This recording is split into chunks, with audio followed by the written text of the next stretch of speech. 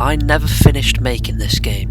This is Five Nights at Freddy's Residual Sin, a game that was in development for a couple of months by, me. A project that was definitely way too ambitious for me as a complete beginner game developer. Originally meant to include mechanics such as puzzles, combat, and even some collectibles, because let's face it, who doesn't like collectibles? But this may not sound like a lot of work if you've never worked on a game before, especially on your own. As someone who has only touched Unreal Engine a handful of times, I can say with most confidence, it's hell. I started working on Residual Sin as a way into learning game development, something that's always interested me, and I think that knowing how some of your favourite games work on the inside really make you appreciate the effort that goes into them. Now, yes, I know, Unreal Engine has many opinions on it, but I do think that the node-based blueprints are perfect if you're a beginner like me. Writing lines and lines of code is not something that particularly excites me, so it kind of felt like a no-brainer. So, join me whilst I talk about my very first and very unfinished game, and I'm going to split this video up into a couple of chapters, with the first being, well, what was Residual Sin? The game was originally set to follow you, William Afton, as you experience his spiralling mental state after being boarded up in the original Freddy's Pizzeria. There were intended to be many different levels that you'd pass through as you progressed throughout the game, with some really cool looking characters. But essentially, each level would have represented a different fragmented memory that William has. Now, yes, by now you may have noticed the PS1, PS2 style graphics, and actually the game was originally intended to have semi-realistic graphics, as you can see by a couple of these early screenshots here.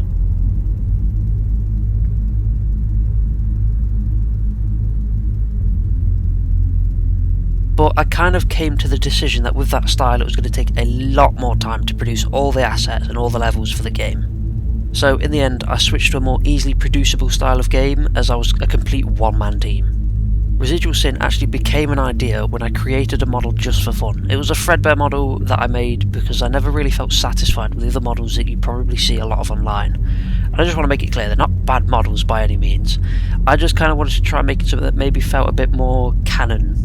Now, during this time, I was actually playing the original Silent Hill game as well as the original Resident Evil game, which was a bit of because I wanted to, but also it was a bit of research as well on those earlier kind of games. So I naturally landed on having puzzles be a focus in Residual Sin. Did I ever make any? Well, no, not really, but that was the original intention. So, well, why didn't I finish it?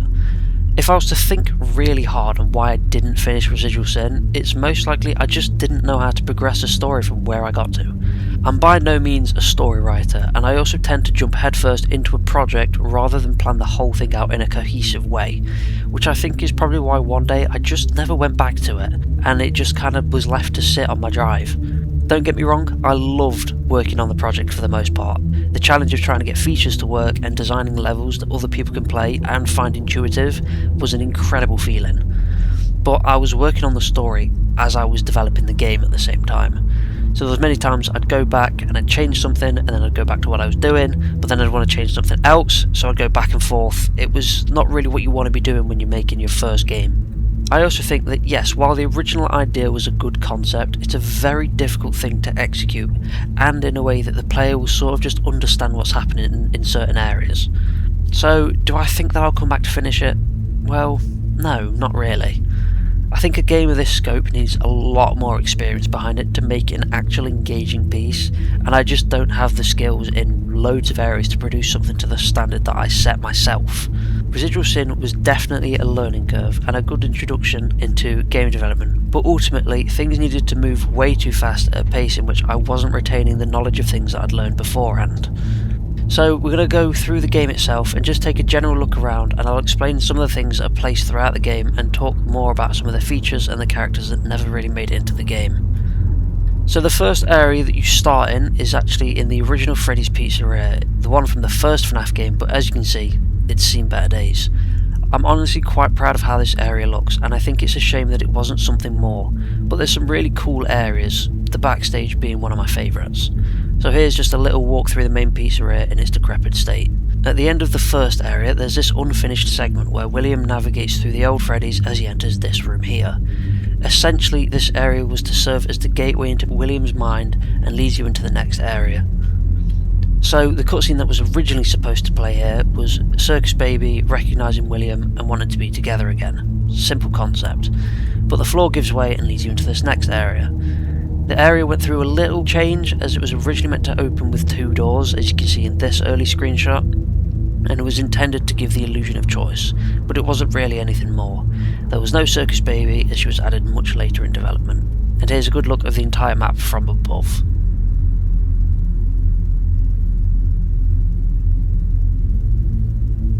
This next area here was heavily inspired by Silent Hill 2, specifically the remake if you can't already tell.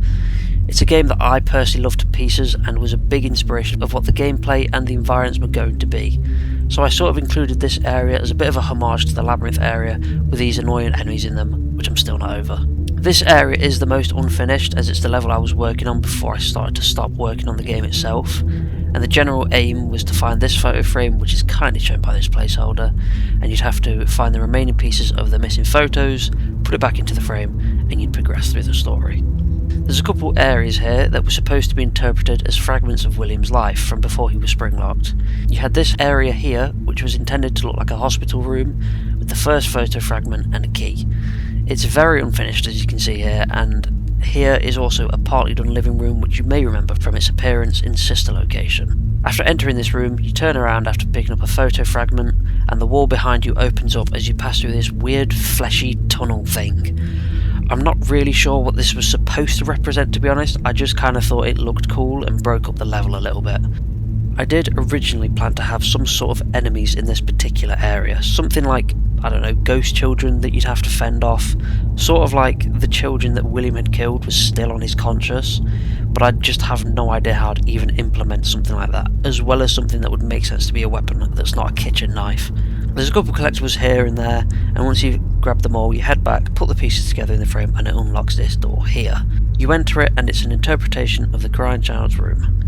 And that's all I had in terms of story and progression. So on top of that, here's a little zoom out of the level. You can get a good little overview of the layout really.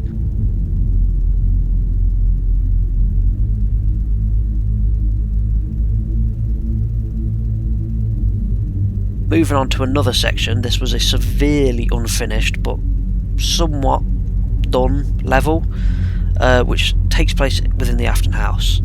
The layout was an attempt to look somewhat normal, as let's be real, the one we see in the FNAF 4 minigames are ridiculous. It did originally have a second floor, but I couldn't really find a place to put the stairs that led up to there without it feeling unnatural, and I didn't want to redesign the entire house, so I ended up just leaving it out of this version. In terms of story, I don't know what the intention was for this level, hence why I'd never used it. I just knew that at some point I wanted you to end up in the Afton house and have some sort of objective there. The walls are all textured with a couple of placeholders for the general location of items, but nothing's really finished. It's just a couple of rooms essentially. Moving on to one of my favourite things in the entire game actually is in the extras menu, which you'd unlock once you beat the actual game, and it's the gallery. It's essentially just a combination of different assets where you can view and read a little bit about some of the characters. Most games have one nowadays I think, and I'm decently proud of some of the models, so I wanted to give some people a chance to look at them too.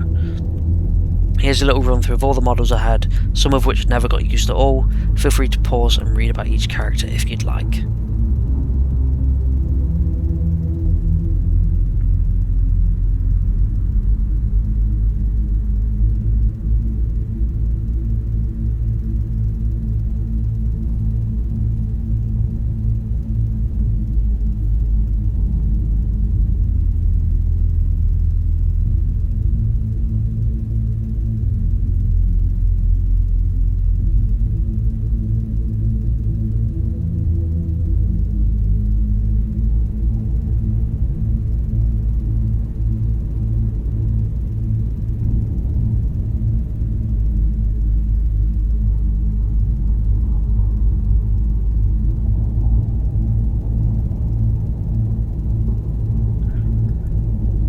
The gallery is essentially made up of a bunch of different assets from throughout the game that I'd made, and I personally think it looks decent for what its intended use was. Upon beating the game normally, you'd unlock one particular character, whilst it was originally intended to be a secret ending involving getting all the collectibles that are scattered around the game, and you'd unlock another version from the early days of the game when it was set to be semi-realistic. Instead of giving you the in-game version, here's a better look at all 3 models.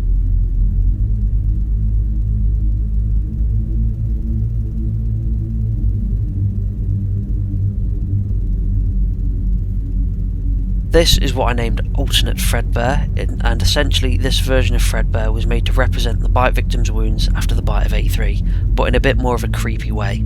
I love this model so much, both the new and the old version respectively look so good.